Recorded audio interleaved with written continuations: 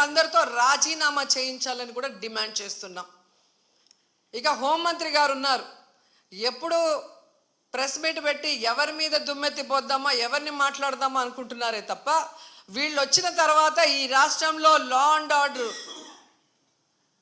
ఎలా దిగజారిపోయింది, మహిళల మీద ఎలా అఘాయిత్యాలు అవుతున్నాయి, ఏ విధంగా మనుషులు చనిపోతున్నారు తోపులాట్లో పోలీసుల నిర్లక్ష్యం వల్ల, వీళ్ళకి కంట్రోల్ లేదనేది స్పష్టంగా అర్థమవుతుంది. సో ఇలాంటి వాళ్ళని హోంమంత్రిగా పెడితే ఇంకెంతమంది ప్రాణాలు తీస్తారో ఒకసారి మీరే ఆలోచించి యాక్షన్ తీసుకుంటే మంచిదని కూడా కోరుకుంటున్నాను.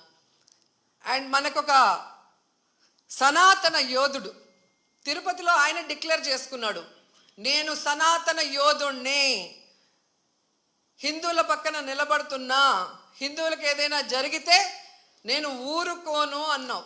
అదే తిరుపతిలో ఈరోజు 6 మందిని